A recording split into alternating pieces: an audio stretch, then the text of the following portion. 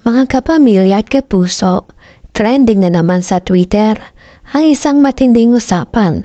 May netizen na nagkumpara sa ABS-CBN series na Incognito at sa highly anticipated fantasy ng GMA ang Encantadia at ang issue, budget, location at production value.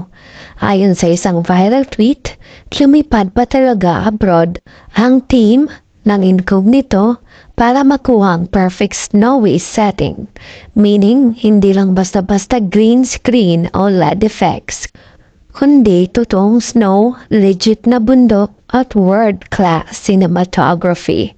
Meanwhile, sabi ng ilang netizens, parang sa snow world ng Star City lang daw, kinuna ng Encantadia gamit ang LED screens. Ang tanong, sapat ba ang LED screen para i-match ang world-class na production ng Incognito?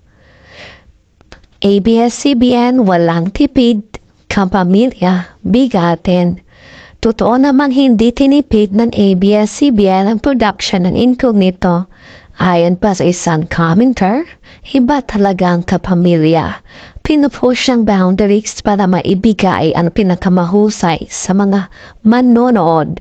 Hindi lang tayo basta nagpapaka-high-tech, kundi ginagawang cinematic at totoong-totoo ang bawat eksena. Samantalang, sabi ng ilan, parang kamuning style lang daw ang Encantadia. Ibig sabihin, tipid mode at green screen galore. Isa pang mainit na debate ay ang quality ng Encantadia.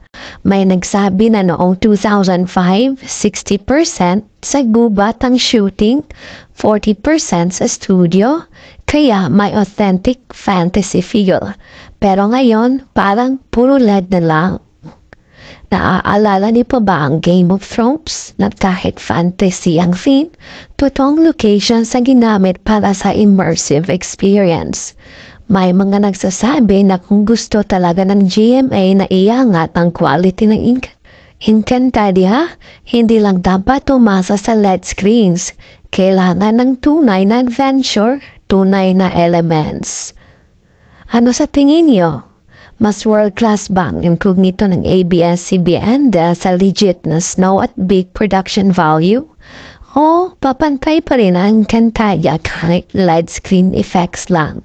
Mag-comment na kayo sa baba at ipaglaban ang inyong opinion.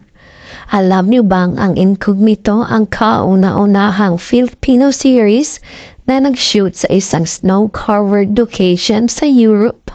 Hindi lang ito basta production, isang cinematic masterpiece ito na kayang lumaban sa international level.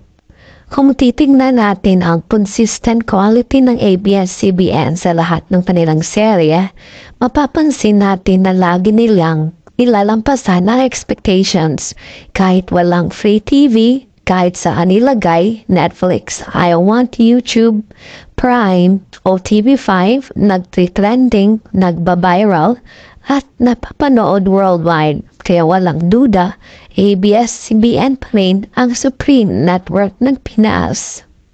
Kung gusto nyo malaman ang pinakabagong tseka, trending na usapan at matinding debate sa mundo ng showbiz, i-like, comment at i-share ang video na ito. At higit sa lahat, mag-subscribe na para hindi mahuli sa mga pasabog ng ABS-CBN. Kaya hanggang sa muli, bye! Mwah-mwah! Chup-chup!